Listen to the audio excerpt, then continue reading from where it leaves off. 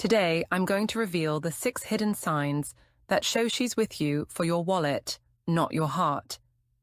These aren't the obvious red flags that everyone talks about.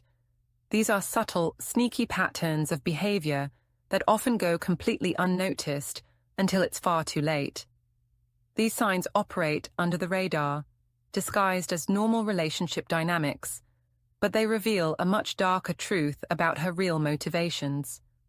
Before we dive into these signs, hit that subscribe button and drop a comment if you've ever suspected someone might be more interested in your money than in you as a person. Your experience and insights might help other men see these warning signs early, before they get in too deep. Now, let's expose these hidden signs one by one. Sign 1. She talks about money. A lot, but never with you. This first sign is incredibly subtle because on the surface, it just seems like she has interests and dreams like anyone else. She frequently brings up money in conversations, but here's the key detail most men miss. It's never related to you directly, and it's never presented as something she plans to achieve herself. She'll casually mention luxury items she's been looking at online. She'll talk about financial freedom and what that would look like for her. She'll describe trips she wants to take, restaurants she wants to try, or experiences she dreams about having. All of these conversations revolve around money and expensive lifestyle choices. But notice what's missing. When it comes time to actually discuss shared expenses, financial planning for your future together, or her own financial contributions, she suddenly becomes evasive or changes the subject entirely. The psychology behind this behavior is what we call passive financial interest. She's conducting a subtle assessment of your financial status and trying to gauge your comfort level with spending money. Instead of directly asking how much you earn, or what your financial situation looks like, which would be too obvious and might make you defensive, she uses wishful thinking and hypothetical scenarios to test the waters. She's trying to figure out what you're willing to provide without making it seem like she's asking for anything. Let me give you a concrete example of how this plays out. You're sitting together, maybe watching TV or scrolling through social media, and she says something like, "I'd absolutely love to live in a penthouse someday. Just imagine waking up with that view every morning." It sounds innocent, like she's just sharing a dream. But notice what she's not saying. She's not talking about her plan to save for that penthouse. She's not mentioning her career goals that might make it possible. She's not discussing a timeline or realistic steps. She's just planting the seed in your mind that this is something she wants, and by extension, something you might be expected to provide. Or consider this scenario. She constantly talks about designer brands, luxury vacations, or expensive experiences.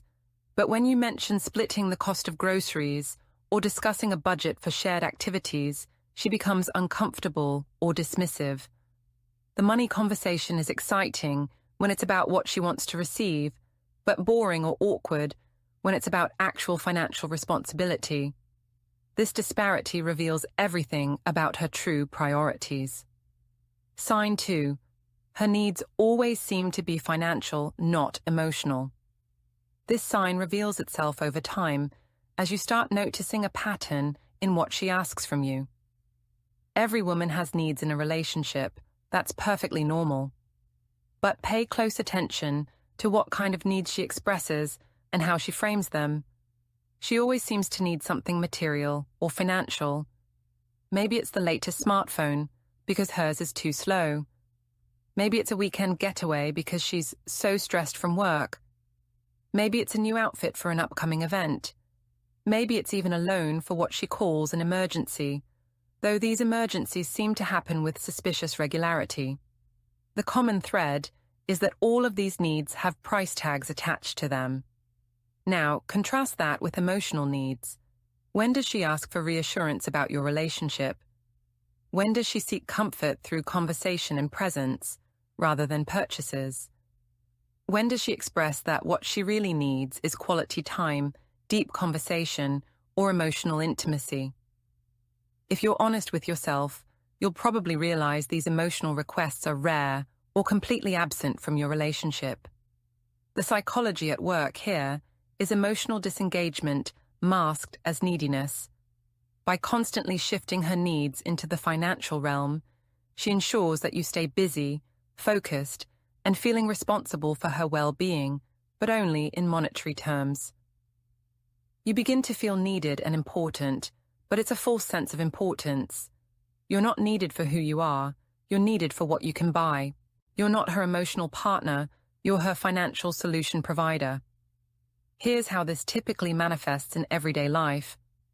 She texts you saying, "I'm so stressed out, I really need to get away for the weekend."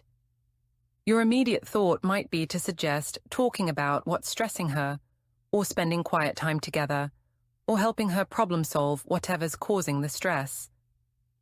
But that's not what she wants. What she actually means is that she needs you to book and pay for a weekend trip to some relaxing destination. She never says, "I need you to just hold me and listen." She never says, "I need your advice on something that's bothering me." Her emotional distress always comes with a financial solution already implied. Or consider this pattern. Whenever she has a bad day, her response is always to go shopping, go out to an expensive dinner, or treat herself to something costly, and she expects you to fund these coping mechanisms. Emotional problems in her world are always solved with your money, never with actual emotional connection or communication. This keeps you trapped in a cycle where you're constantly spending to maintain the relationship, but never actually building genuine emotional intimacy. Sign 3. She never contributes financially, but always demands more. This sign is one of the clearest indicators of financial exploitation, yet many men rationalize it away because they've been conditioned to believe that providing for a woman is part of being a good man. But there's a massive difference between generosity in a balanced relationship and being taken advantage of in a one-sided financial arrangement. She constantly asks you to pay for things. Date nights, your treat, gifts for her friends and family, you're buying, vacations, you're covering the flights, hotels, and activities, her car payment or rent, she comes to you when she's short, her credit card debt. She hints that you could help her out. The requests never stop, and they steadily increase in size and frequency over time. But here's the critical detail. She never offers to contribute when it comes to finances. She never suggests splitting costs. She never says, "This one's on me." She never surprises you by handling a bill. When expenses come up, there's an automatic assumption that you'll handle it, and she never questions that assumption or feels uncomfortable about it. The psychology driving this behavior is financial parasitism. By never contributing anything financially, she maintains a relationship dynamic that's completely one-sided, where your generosity is expected, required, and taken for granted, while her contribution is optional or non-existent. She's positioned herself as your financial dependent without any of the actual vulnerability or reciprocity that comes with genuine interdependence. You're seen as the financial partner in every possible way, but you're the only one actually investing anything. Let me paint a realistic picture of how this unfolds. You're planning to go out to dinner, and she says, "I'm really broke this month. I probably shouldn't spend much." You interpret this as her being financially responsible, or maybe going through a tough time, so naturally, you offer to cover dinner. That seems reasonable and generous. But then notice what happens next. This exact scenario repeats itself the following week, and the week after that, and the month after that. "I'm broke" becomes her standard response to any situation involving money, but it never stops her from wanting to go to expensive restaurants, order the priciest items on the menu, or suggest activities that cost money. What's more revealing is that she never offers alternatives. She never says, "I can't afford to go out, but why don't we cook dinner together at home?" She never suggests free or low-cost activities. She never proposes that you save money by doing something simple. Instead, she continues to want and expect the same expensive lifestyle, with the full understanding that you'll be funding all of it. You start covering her expenses regularly, not realizing that she's becoming completely comfortable in her role as the financial dependent, with no intention of ever changing that arrangement. Sign 4. Her excuses for not paying are always the same. This sign is particularly frustrating once you start noticing it, because the pattern becomes so obvious that you'll wonder how you missed it for so long. No matter what the situation is, no matter what expense comes up, her excuses for not paying or contributing are remarkably consistent and predictable. Listen for these common refrains. I don't carry cash. My card is maxed out right now. I forgot my wallet at home. I didn't have time to stop by the ATM. My bank account is frozen because of some mix-up. I'm waiting for my paycheck to clear. Every single time money is needed, she has a ready-made excuse that sounds plausible enough not to trigger immediate suspicion. But here's what you need to pay attention to. These excuses never actually prevent her from enjoying expensive experiences and activities. They never cause her to suggest more affordable alternatives. They never result in her feeling embarrassed or motivated to change her financial habits. Somehow, her constant inability to pay never affects the frequency or cost of what you do together. The excuses exist only to ensure you keep paying, not to actually address any real financial problem she might have. The psychology behind this is repetitive financial avoidance. She's learned exactly how to dodge financial responsibility without making it obvious enough to trigger your skepticism. Her excuses are carefully structured to avoid scrutiny while continuing to take advantage of your generosity. Each excuse sounds legitimate in isolation, so you don't question it in the moment. It's only when you step back and look at the pattern over weeks or months that you realize the same excuses keep appearing with suspicious consistency. Here's a typical example that probably sounds familiar. You're out at a restaurant, the check arrives, and she reaches for her purse, then says with apparent frustration, "Oh no, I forgot my wallet again. I'm so sorry." The first time this happens, you laugh it off and gladly pick up the check. No big deal. The second time it happens, you still don't think much of it. People forget things. But then it keeps happening. Once a week becomes, twice a week becomes, every single time you go out. After a few weeks or months of this pattern, you start wondering how someone consistently forgets their wallet whenever there's a bill to pay, yet never forgets their phone, their keys, or anything else they need. Or consider this variation. Her card is supposedly maxed out or declined whenever you're together making a purchase, but somehow she manages to buy things for herself when you're not around. She can't contribute to a shared dinner, but she shows up wearing new clothes or carrying shopping bags from her solo trips to the mall. The financial crisis only seems to exist when you're present and when your money could solve it. Sign 5. She praises your financial success, but never your character.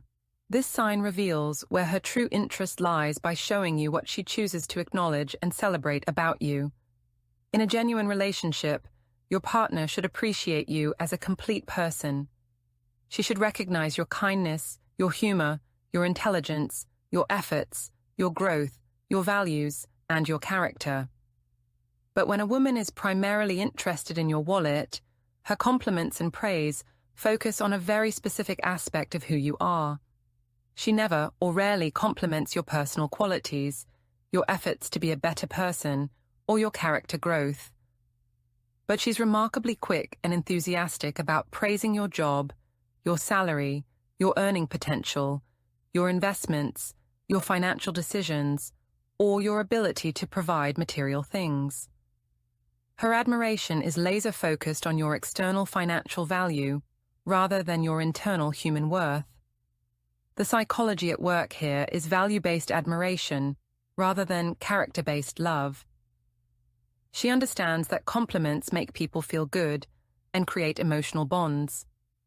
She knows that praise is a powerful tool for encouraging certain behaviors, so she strategically uses your financial success as the primary thing to compliment, because that's what she wants you to focus on and continue providing. By flattering your wallet and your earning power, she emotionally hooks you while masking the complete lack of genuine emotional connection to who you actually are as a person. Let me give you some concrete examples that illustrate this dynamic clearly.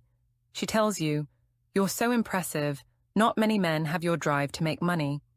Or, "I love how ambitious you are with your career." Or, "It's so attractive that you're financially stable." On the surface, these sound like genuine compliments. But now, think about the last time she complimented something that has nothing to do with money. When did she last tell you she appreciates your sense of humor? When did she acknowledge your kindness to strangers? When did she praise your patience, your creativity, your integrity, or your emotional intelligence? Now consider what happens when you try to share deeper parts of yourself with her. You open up about your fears, your dreams that aren't related to career success, your philosophical thoughts, or your emotional vulnerabilities. How does she respond?